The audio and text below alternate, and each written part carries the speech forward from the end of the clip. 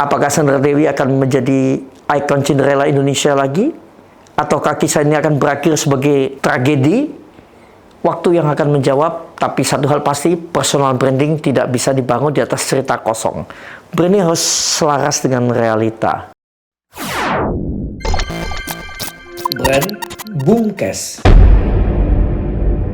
dulu dikenal sebagai Cinderella modern, hidup sempurna, punya suami kaya raya, rumah mewah, keluarga harmonis. Cantik cerita lagi dari seorang artis yang biasa-biasa aja, tapi kemudian jadi artis terkenal. Ya, kehidupan yang dari orang biasa banget jadi artis terkenal, dipersunting sama pangeran yang luar biasa.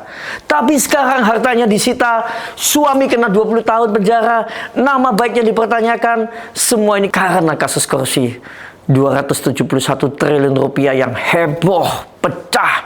Dan Sandra Dewi dari ikon kehidupan glamor menjadi pusat skandal miliaran.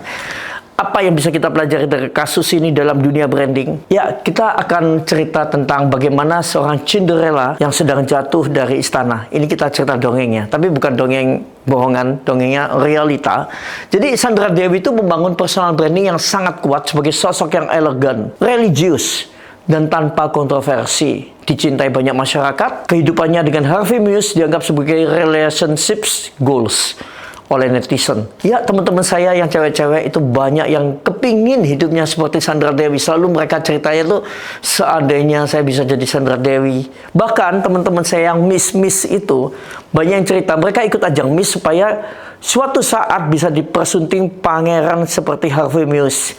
Dan hidup mereka menjadi seperti princess-princess di kerajaan, di mana hidupnya glamor, semua berkecukupan, bahagia. Nah, tapi branding itu hanya sekuat fakta yang mendukungnya. Jadi begitu suaminya terseret kasus korupsi terbesar dalam sejarah Indonesia, 271 triliun rupiah, branding itu langsung hancur.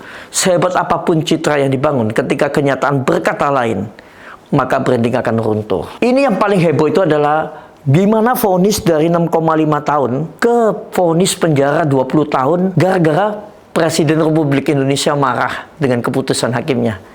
Kalian tahu kan? Sudah jelas kerugian sekian ratus triliun. Vonisnya seperti itu. Jadi memang sudah bukan bukan perlu dirahasiakan lagi. Hukum di Indonesia itu bisa dibeli, kata orangnya, kata orang. Tapi kalian buktikan sendiri dari kasus. Tapi kalau sudah presiden yang marah, hukum itu pun tetap berlaku dengan apa adanya. Ya, pada awalnya Harvey Muiz itu hanya divonis 6,5 tahun penjara. Hukuman yang dinilai sangat ringan untuk kasus sebesar ini. Saat sidang selesai, Harvey dan teman-temannya terlihat happy-happy, tersenyum santai, dan seolah ini cuma masalah kecil. Karena mereka pasti juga tahu, 6,5 tahun juga nanti dipotong gerasi dan lain-lain, sudah sebentar aja juga sudah keluar.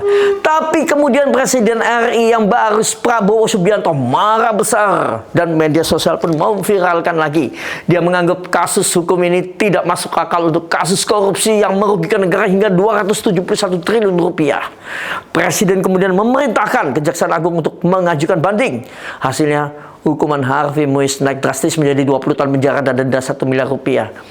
Ini ya, pasti para hakim juga gemetar semua ya yang memutuskan, karena mereka awalnya sudahlah kesepakatannya segini. Tapi dengan kasus sudah presiden yang bilang, mereka ketakutan semua. Karena nanti bisa dituduh KKN dan lain-lain, sudah pasti itu ya. Nah, ini bukti bahwa opini publik dan tekanan politik sangat berpengaruh dalam menentukan nasib personal branding seseorang.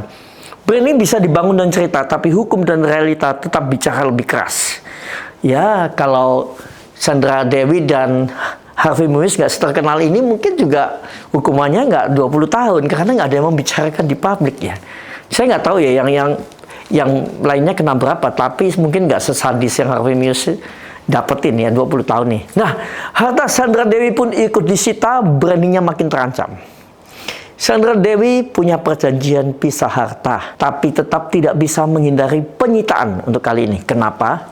Karena kalau aset terbukti berasal dari hasil korupsi, maka bisa disita meskipun atas nama istri. Contohnya ya, beberapa aset yang disita dari Sandra Dewi, ini nanti kalau saya salah dikoreksi aja ya. Mobil mewah Rolls Royce dan Mini Cooper, koleksi tas branded senilai miliaran rupiah, perhiasan emas dan logam mulia. Sampai publik pun mulai mempertanyakan, apakah Sandra Dewi ini benar-benar tidak tahu soal uang suaminya? Disinilah persoalan personal branding Sandra Dewi diuji. Apakah Sandra Dewi benar-benar bersih atau justru menikmati hasil korupsi selama ini? Nah, ketika krisis besar terjadi, strategi personal branding itu bisa gagal. Jadi selebriti itu harus punya strategi komunikasi yang jelas. Sayangnya, Sandra Dewi gagal dalam manajemen krisis ini. Ini yang saya bilang gagalnya gimana ya? Satu, tidak ada klarifikasi tegas. Seharusnya dia langsung membangun narasi bahwa dirinya benar-benar tidak terlibat. Kedua, pernyataannya yang justru memancing kontroversi. Ingat kan ketika menjelaskan kepada anak-anaknya dan sempat viral, Sandra mengatakan bahwa ayah mereka sedang wajib militer seperti BTS, bukan terkena kasus. Dan publik menganggap ini sebagai usaha menghindari dari kenyataan. Yang ketiga, diam terlalu lama. Semakin lama seseorang diam di tengah krisis, semakin kuat opini publik terbentuk tanpa kontrol dari pihaknya. Ini membuat citra Sandra Dewi semakin negatif di mata masyarakat. Hasilnya, branding yang dulu kuat sekali semakin lemah, dan pelajaran pentingnya adalah ketika krisis datang, respons itu harus cepat, dan komunikasi yang tepat sangat menentukan apakah nama baik akan selamat atau makin hancur. Tapi pertanyaannya adalah, apakah Sandra Dewi bisa bangkit lagi? Banyak tokoh publik yang pernah mengalami kejatuhan. Jadi sebetulnya kasus seperti ini bukan sekali ya. Di dunia tuh banyak yang seperti ini. Tapi berhasil bangkit. Nah, contoh Taylor Swift sempat menghadapi skandal ya dengan Kanye West, tapi berhasil membalikkan citra dengan album Reputation. Robert Downey Jr., siapa yang nggak tahu, pecandu narkoba di penjara dan hancur. Tidak ada film yang mau terima dia sebagai bintang film. Pokoknya dia dibuang deh. Orang mau main film aja sudah ketakutan. Nanti main film sebentar sudah masuk penjara lagi. Film bakal rugi. Belum nanti penonton juga nggak suka sama dia. Nah, apa yang terjadi? Ternyata ketika film Iron Man main, itu dia awal kebangkitannya untuk menjadi semakin sukses dan jadi aktor yang paling diperhitungkan di Hollywood.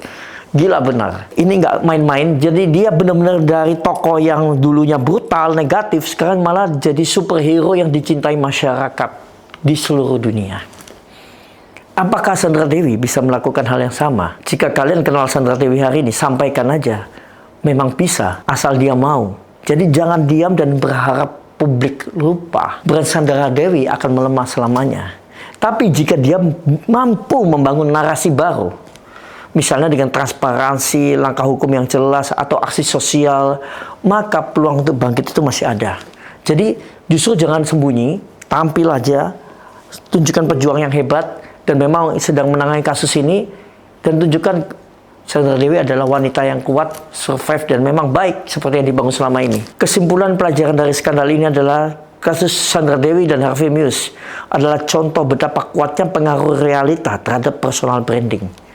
Branding itu hanya sekuat kenyataan di baliknya. Jika citra dibangun tidak sesuai dengan realita, maka cepat atau lambat kebenaran akan muncul. Dalam krisis, respons cepat adalah segalanya.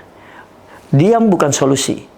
Harus ada strategi komunikasi yang jelas dan langkah konkret untuk memulihkan citra.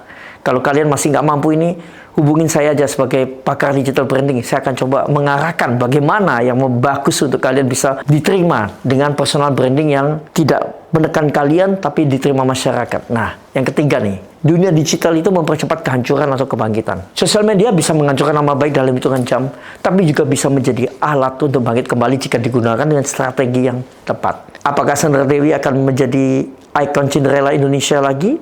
Ataukah kisah ini akan berakhir sebagai tragedi? Waktu yang akan menjawab, tapi satu hal pasti, personal branding tidak bisa dibangun di atas cerita kosong. Branding harus selaras dengan realita. Gimana menurut kalian guys? Apakah Sandra Dewi masih bisa menyelamatkan brandnya?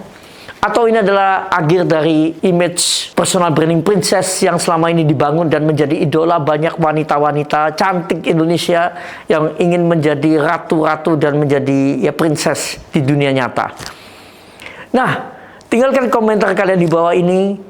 Silakan beri tanggapan dan jangan lupa subscribe, bunyikan loncengnya, follow dan share ya ke teman-teman kalian. Dan tunggu untuk pembahasan-pembahasan menarik yang bersama Syogi Mitro, pakar digital branding di Brand Boomcast. Stay brand, stay boom.